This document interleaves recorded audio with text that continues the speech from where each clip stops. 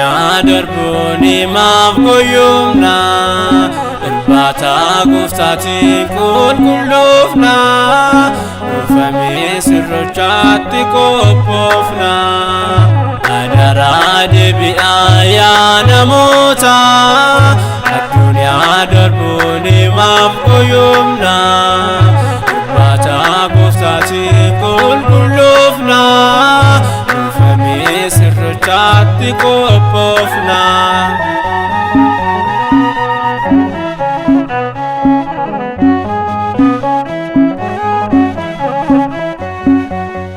Gaarii gadhee hojjennee kun har'a geenyeerra utuma dhageenyu amaaf ofirra teenya dhiiga foon Kiristoos fudhachuuf adeemna biyya sharaa dhaaluuf abboommii isaa eegna adaraa deebi'aa yaa namoota addunyaa darbuun himaaf goyoomna irbaata gooftaatiin qulqulloofna dhufamee sirrichaatti qophoofna.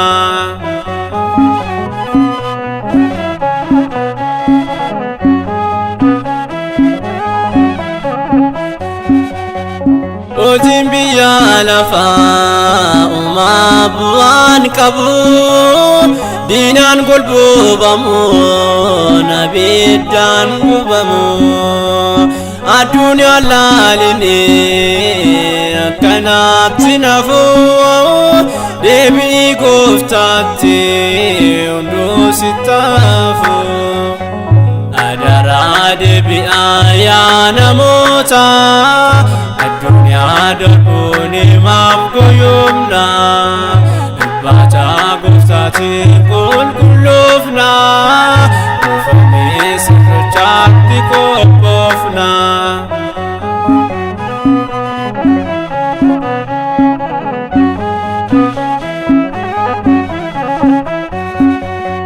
Hundumtuu raawwatee barri keenya dhumaa ittiin karoorfamu qophaa'uun har'umaa wanta qabdu keessaa hiyyeessaa farjummaa deebii gooftaatti qabeenyi kennumaa adaraa deebi'aa yaa namoota addunyaa darbuun himaaf goyoomna irbaata gooftaatiin qulqulloofna dhufamee sirrichaatti qophoofna.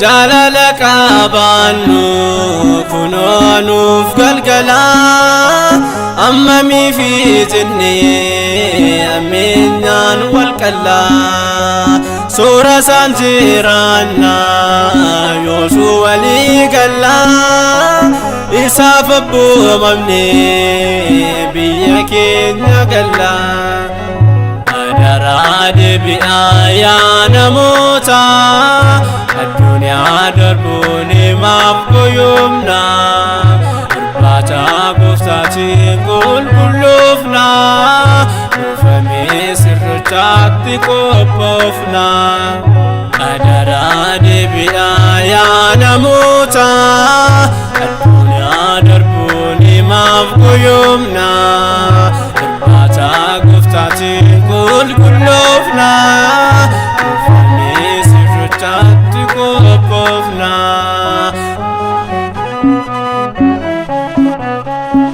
Maranaataa gooftaa ulfina kee hoggaa dhuftu qophoofnee akka si eeggannu ati nu gargaari galanniif ulfinni bara baraan siif haa ta'u.